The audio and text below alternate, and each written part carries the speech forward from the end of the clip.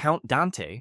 Count Dante, also known as John Keehan, was a character straight out of a comic book, quite literally. He sold his world's deadliest fighting secrets in comic book ads, styling himself as a martial arts master descended from Spanish nobility. In reality, Dante was Irish through and through, and his extravagant tales were as colorful as his background was ordinary. His transformation into Count Dante, complete with a backstory ripped from The Count of Monte Cristo, was his unique selling point. Despite his real career as a hairdresser, Dante's martial arts saga included creating the dubious Black Dragon Fighting Society and igniting the notorious Chicago Dojo Wars. This bizarre episode culminated tragically with a friend's death and a courtroom drama so absurd the judge dismissed it in disbelief. Ashida Kim.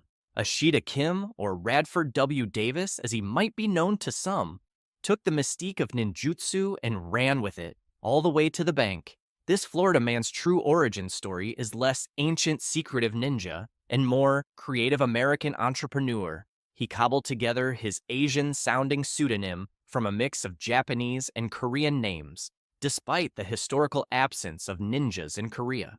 Kim's claimed ties to a supposed ninja master from Chicago, supposedly linked to the same Black Dragon Society invented by Count Dante, only thickens the plot. Since the 1980s, Kim has churned out a prolific amount of content, ranging from supposed ninja guides to bizarrely erotic novels he insists are nonfiction. His instructional videos, often cringeworthy to the trained eye, are delivered with a deadpan seriousness that's inadvertently comedic. Charlie Zelenoff. Charlie Z Money Zelenoff is a classic example of someone taking fake it till you make it far too literally in the world of combat sports. Over the past decade, Zelenoff has built an infamous reputation not through genuine athletic prowess, but through a meticulously crafted persona of an undefeated boxing champion. Without breaking a sweat in legitimate training, he established his own sham boxing promotion, self-declared championships, and an unblemished record. His approach to matches often involved unsolicited challenges to unsuspecting gym-goers, which he counted as victories. The real entertainment, however, began when Zelenoff started calling out professional fighters online and in person, leading to several humbling encounters where he was outclassed by the likes of Floyd Mayweather Sr. and Deontay Wilder, among others. Despite being universally debunked and banned from every gym in California, Zelenoff's delusional conviction in his own unbeaten record remains unshaken. George Dillman. George Dillman's journey from a competitive karate practitioner to a self-proclaimed chi master is a tale of how martial arts can spiral into the realm of the absurd. Initially, Dillman made a name for himself, claiming to have won over 300 trophies in just 3 years, a feat not documented or verified anywhere. His early teachings in Ryukyu Kempo, focusing on pressure point attacks, started off as merely unconventional, but slowly slid into the realm of outright fantastical. Dillman's pivot to claiming he could knock out opponents using only his chi or energy force pushed him fully into the spotlight of skepticism. His claims were dramatically debunked on a National Geographic show, where his chi attacks failed miserably against a chemist. He made a range of absurd excuses, from the chemist not being a true believer to claiming his tongue was not positioned correctly.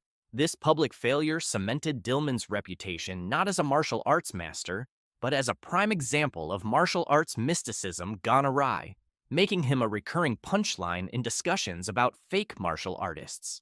Frank Dux. Frank Dux is a name synonymous with one of the most audacious fabrications in martial arts history. He managed to convince Hollywood to immortalize his alleged exploits in the action classic Bloodsport, which Dux insists is a true story. His narrative began with claims that his father, a decorated World War II veteran, introduced him to a ninja master named Senzo Tanaka in Japan, a backstory curiously similar to Tiger Tanaka from the James Bond film You Only Live Twice. The coincidences don't stop there. Dux also boasted of secret military missions and numerous commendations, none of which bore any evidence. His most famous fabrication, however, is the Kumite, a supposed secret martial arts tournament involving 60 rounds, which he claimed to have won while AWOL from the military. This too has been debunked. with even the trophy shop where he purchased his Kumite trophy exposing his deceit. Despite the unraveling of his tales, you can't help but tip your hat to Duck's Joshua Fabia. Joshua Fabia may not have decades of deceit under his belt, but he certainly made a mark in the modern era of martial arts. In a time when it seemed fake martial artists had lost their foothold, Fabia proved otherwise by convincing seasoned MMA fighter Diego Sanchez that he was a fighting guru. This saga shocked the MMA community as they watched a competent fighter like Sanchez fall under the spell of a charlatan. Sanchez, perhaps vulnerable due to the toll of his fighting career, was visibly unprepared in his final UFC bouts with Fabia in his corner. The MMA world pleaded with Sanchez to sever ties with Fabia and called on the UFC to ban him from cornering. Eventually, Sanchez did part ways with Fabia, but not before his reputation suffered. Rafiel Torre, originally Ralph Bartel, crafted a false identity as a high-level BJJ black belt, deceiving the early MMA community. He gained notoriety by covering significant fights globally and building relationships with fighters.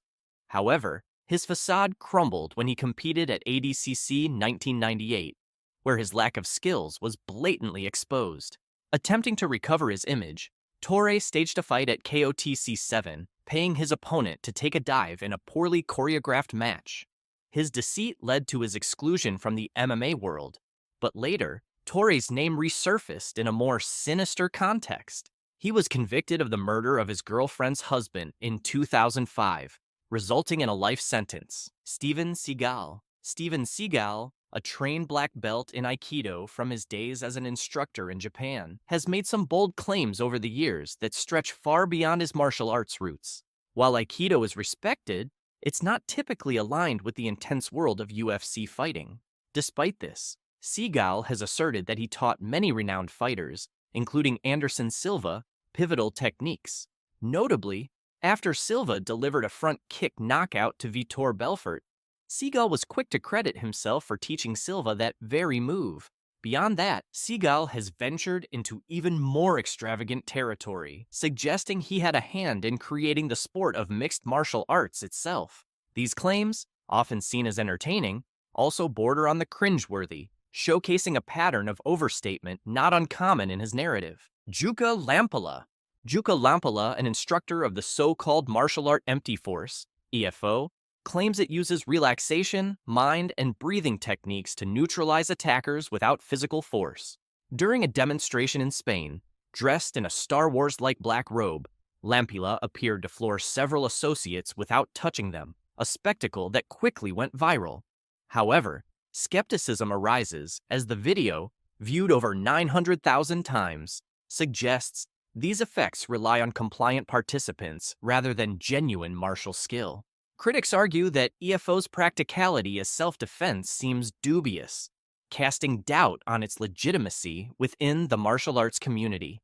Greek Bruce Lee, Antonio Lee, known as the Greek Bruce Lee, made an impression with his emulation of the legendary martial artist on a TV show. Mastering Jeet Kune Do, a philosophy heavily influenced by Bruce Lee, Antonio showcased his skills, stunning the hostess and audience. His performance involved a serious reenactment of iconic Bruce Lee moves, demonstrating not just his physical prowess, but a deep respect for the martial arts legend. The segment began with a conversation about Antonio's impersonation of Bruce Lee's fight scenes, followed by a live demonstration. Despite initial confusion, the hostess joined him in attempting to recreate these classic moves. Antonio's high sidekick highlighted his understanding of Bruce Lee's techniques and his embodiment of the Way of the Dragon. If you enjoyed this video, then you'll enjoy our different wrestling styles video. Don't forget to subscribe for more.